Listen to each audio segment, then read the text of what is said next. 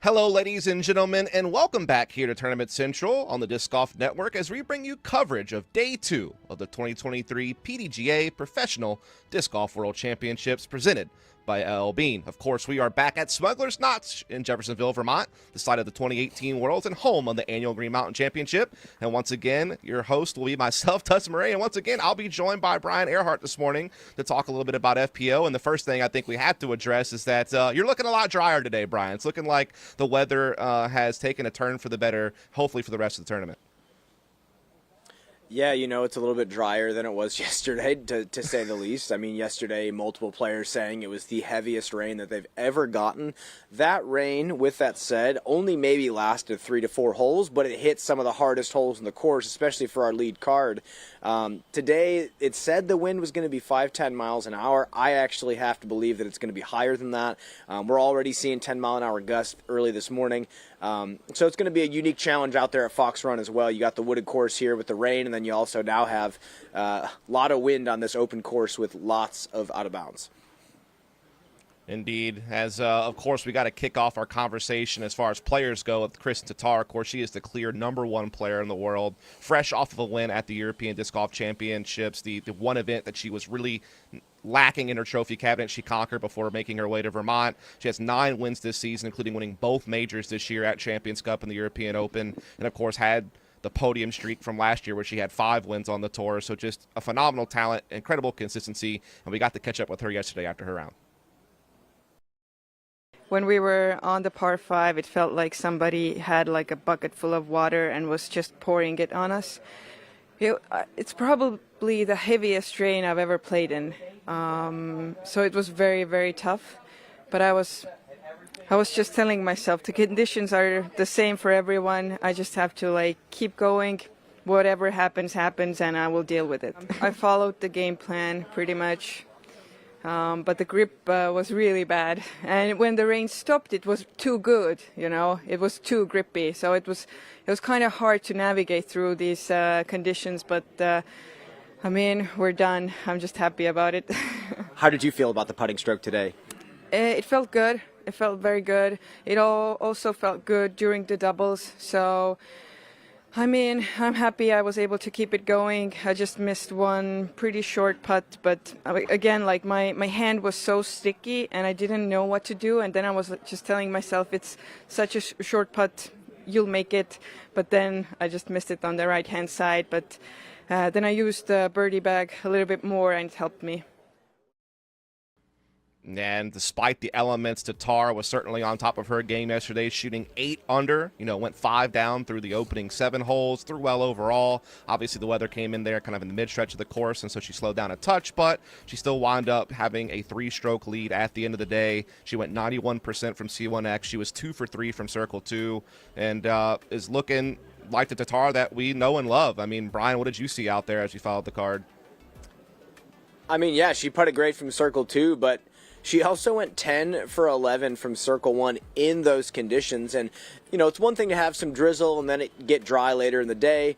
But when you have that much rain come down and then it dries up, like she said, your discs are almost ungrabbable. But then once it dries up, they almost become too clean and they get sticky because all the oils and dirt wash off the disc. So unique challenge on either side. So for her to go 10 for 11 from Circle 1 is pretty incredible. And it's not to say that all of those 10 putts she made were right at 20 feet. They were right at the edge of Circle 1. I thought she had way more Circle 2 putts than 5 or 3. I thought she had more like 5 to 7 Circle 2 looks because of how good she was from the edge.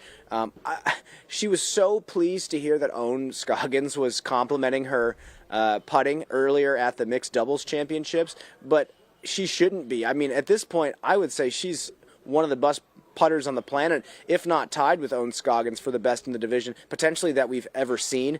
It was just a spectacular day yesterday. I mean, she was knocking down putts from everywhere, and then the drives were right on point. I mean, when she told Terry Miller that she was 5 for 10 or 5 out of 10 in regards to pain in her arm, I almost don't believe it. She just looked so unfazed out there. Yeah, I mean, just to kind of back up what you're saying, she is #1 in the field for the season for reaching both circles in regulation, for fairway hits, and for birdie percentage. And you're spot on with the putting. She is top 5 for Circle 2 putting for the year as well, so not too far off of Owen Scoggins and some of the other elite putters in the field. And we just, again, always discuss about how complete Tattar's game is. She can do it from anywhere, backhand, forehand, her upshots, her putting, the clutch factor, her mental game. I mean, that's one of the biggest things I think that guides her, is just her ability to stay focused, not let the end goal get in her head too much, and just take it shot by shot, not let the weather or other conditions really phase her too much. She's just so stoic out there, and definitely just an incredible champion, and just one of the most consistent forces we've seen in disc golf in modern history. And we did actually speak about many of her accolades already, but the one thing that we have to reinforce is the fact that she is a defending world champion. And this week we were able to catch up with her and let her relive that first world title she took home last year. Hello, my name is Kristen Tattar. We're here to relive some of the moments from my last year's final round at Worlds. World champion.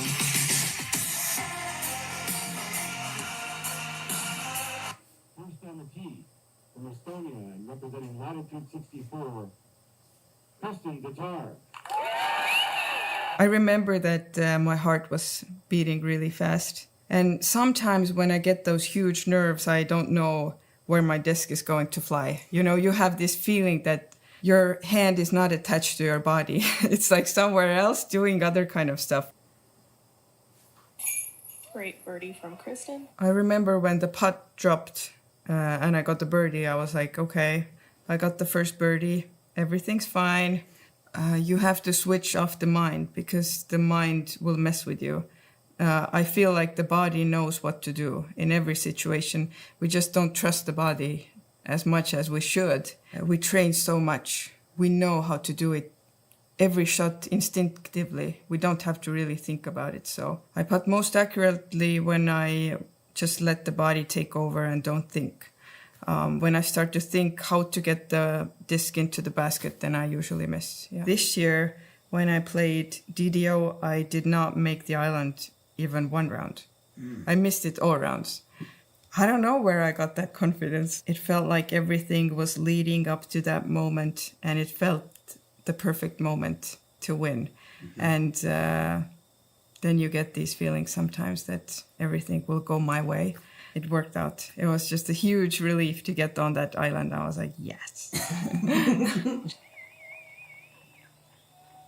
Congratulations, Kristen Tattar, world champion. Just a great feeling. I mean, something that I put my mind to. And I remember telling one of my friends in the past that if I win world championships one day, I will quit disc golf and do something else. But I won disc golf world championships, and I thought, now I even want more, So that mindset changed a little bit. I mean, not like specifically win tournaments, or I was just, I'm just obsessed about where this can take me.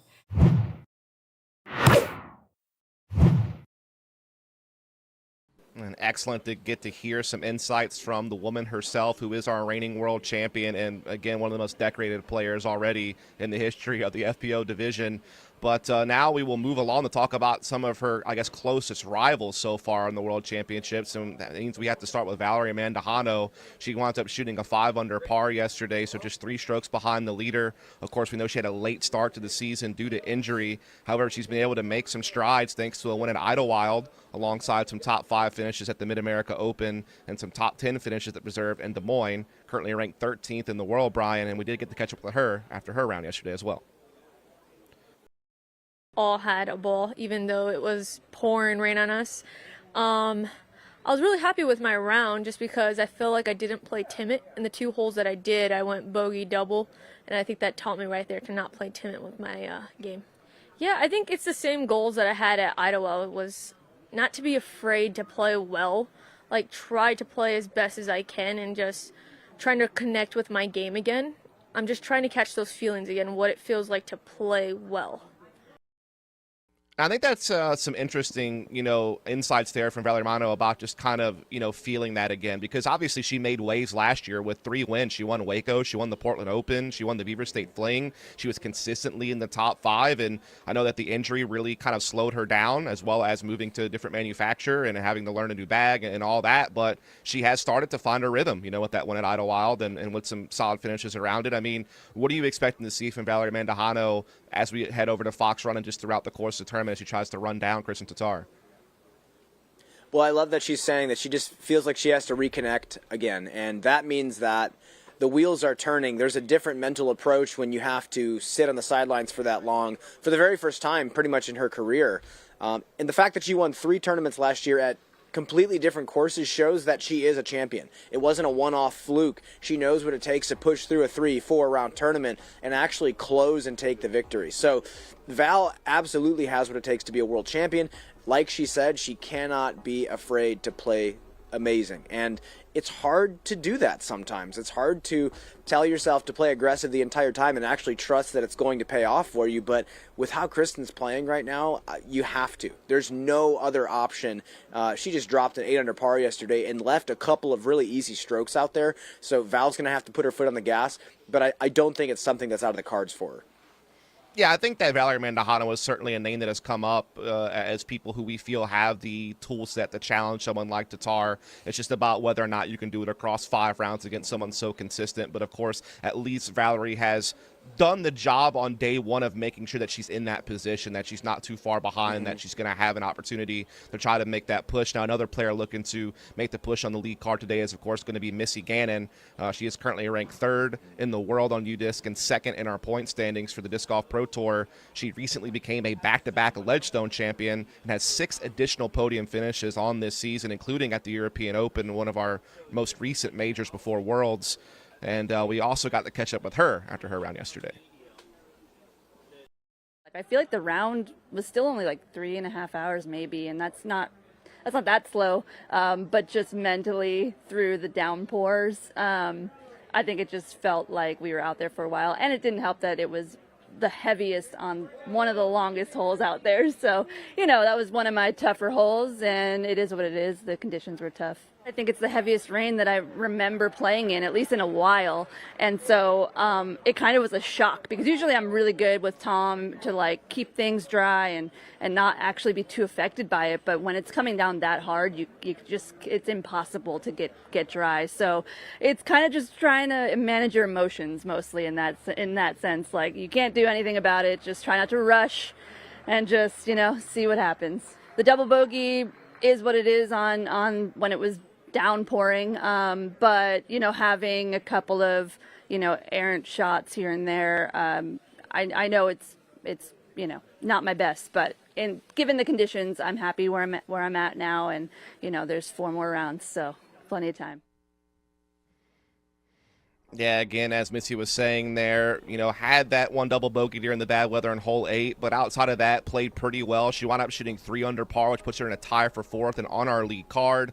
I would say she maybe missed a couple of key putts as well here or there throughout the round that kind of hurt her. I felt like she was on pace for maybe a 5 under and just had a couple slip up, but still, again, very much in contention. She'll be on our lead card today at Fox Run, and I know, Brian, you got to obviously follow her card yesterday and see it up close in person. What were you feeling about Missy's game throughout the start of this World Championship? Well, I think you're right in saying that there were a couple little mistakes that she made, and like we've been talking about throughout the entire week, those little mistakes add up big time over the course of 5 rounds. I mean, even just 2 little mistakes throughout a single round adds up to 10 over the course of a championship. So I think for Missy, her telling herself don't rush, just take it as it comes, stay stoic like we've been talking about with Kristen, that's all she needs to do. I mean, the shot she threw on hole 1, this beautiful snapped late flip with a driver, just shows that she's locked and loaded. The backhand timing looks fantastic, and yesterday was a grab bag. I mean, you never know what you're going to get out there. Kristen's description of how the grip goes out there is spot on, and you really just have to take it as it comes and deal with it. Now today, they have a clean slate, and they're going to play some legit disc golf without having to worry about the conditions as much. Yeah, that's very true. And I think another thing that's true with the whole Missy Gannon story when it comes to Worlds is the fact that she just won Ledgestone, which is another, style of tournament like this one, where you have that dichotomy of a heavily wooded track, and then you have the more open track that still requires good placement and accuracy, but lets you open up a little bit more. And so she's shown that she can be successful in that type of system, as well as just the other podium finishes she has this year. She's been a consistent force, so definitely expecting Missy to make a push throughout the rest of the tournament. But want to kind of pivot the conversation now, Brian, to our final member of our lead card for day 2, and that's, of course, going to be Kat Mertsch. Of course, she entered into the tournament ranked 8th in our tour standings, as well as 8th in the world in the UDIS rankings. She was our Jonesboro champion this year, as well as the winner of the Cascade Challenge. And we've also seen her find the podium at a major this year at the Champions Cup, as well as just very recently at D-Glow. Definitely has been a consistent, top 10, top 5 contender throughout the course of the year. She started a little bit slow yesterday, but bounced back very nicely and ended the day 4 under par, so just 4 strokes behind our leader. What can you tell me about Kat Mertsch and maybe what your expectations are as we progress through the tournament? I expect her to continue birdieing. I mean, this is something that we've seen all year from Kat Mertsch. She's a gamer, and she is not afraid to get herself in the weeds and then battle back out, so to speak. So she got 9 birdies yesterday.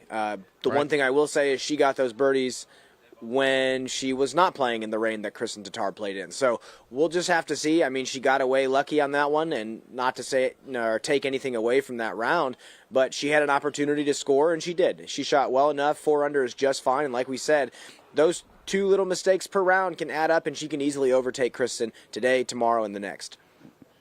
Yeah, we definitely have a stacked lead car. There is no doubt about that as we kick off the first round at Fox Run, but the second round of the tournament. But we also have a chase card that is just on their heels, and the player leading that effort is going to be none other than Holland Handley, who has been a consistent force all year long. We will hear from her and discuss our chase card after a short break.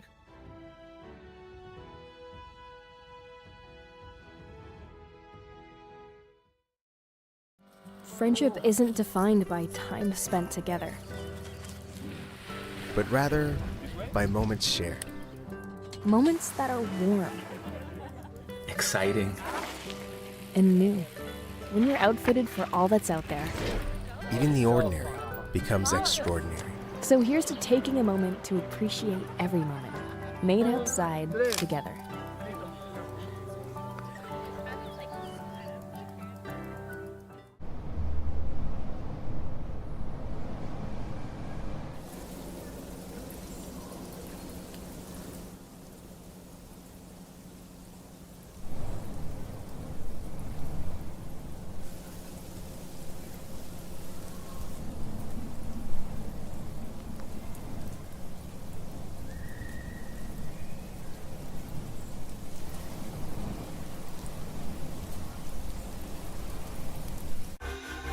At Discraft, we don't wait to see what the future holds. We build it.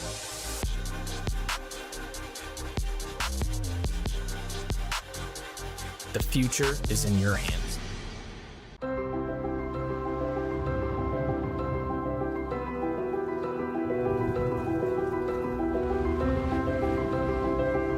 We're ready when you are. Come, discover Vermont. I'm throwing really, really well. I feel like a lot of the shots where I didn't end up with a birdie, it was like hitting something really late or actually like throwing well past the hole and not really having a look. So I felt like I was throwing the disc really, really well for the most part. And then I'm making my C1X putts, so just hitting the basics. I think the other course plays a little bit better to my strengths. Having some distance on more of those open holes lets me kind of disc down or just throw hyzers for certain holes. So, I mean, I'm going to be attacking pretty much every single hole. I think they're all birdieable. And then just try to keep consistent putting inside the circle. Usually for me, my first round's usually my worst round, so I was really just trying to focus on keeping my head in check and keeping a good attitude all day, and I feel like I did a good job of that. And there you got to hear from Holland Handley, who was sitting at 2 under par after getting 7 birdies yesterday. Had a bit of a bumpy ride on the front 9, but finished very strong. Again, she sits 6 strokes off the lead on our chase card, currently ranked 7th in the world and 6th in our point standings, has 5 podium finishes this year, does not quite have the victory yet, though, has 6 additional top 5s on top of those podium finishes I mentioned. So definitely a consistent competitor, Brian. Again, looked strong, I want to say, from Circle 1. She was 100% C1X yesterday, so the putting looked good from there, but just seemed to struggle a little bit from Circle 2. Is this a competitor, though, in Highland Handy that you feel like can make a charge here on day 2? This is a player that could shoot hot rounds at Fox Run every single round. This is one of the best long golf shot throwers in the entire game. In regards to raw distance, maybe I'd give that to Jennifer Allen or an Ella Hansen. But in regards to throwing low line drives with something stable, I mean, Holland is right at the top, and that's what Fox Run calls for. I mean, there's some holes that are really tough to get, and I think she has absolutely the full skill set to shoot double digits out here if the wind is cooperative. I agree with you. I mean, forehand, backhand, she is solid. She's ranked 3rd in birdie percentage on the season, and she's in the top 5 for reaching both circles in regulation. It's just sometimes putting has been a struggle, but I was really encouraged by the fact that she was able to go 100% from C1X yesterday. I think that's great news for potentially the rest of her tournament. Now, also on the chase card is going to be Stacey Ronsley, who's actually tied with Missy Gannon for 4th at 3 under par. She is 15th in our DGPT standings and 23rd in the world. She was nearly our 2021 Rookie of the Year and has been playing some pretty good golf this year, has multiple top 15 finishes, including recently at Deglow and Ledgestone. So it seemed like Stacey Ronsley's actually been heating up at just the right time heading into World. She had a clean card yesterday outside of the 1 bogey on hole 7 due to some of that inclement weather, but again, has herself in the mix. Any thoughts from you on Ronsley from the chase card going in the Fox Run?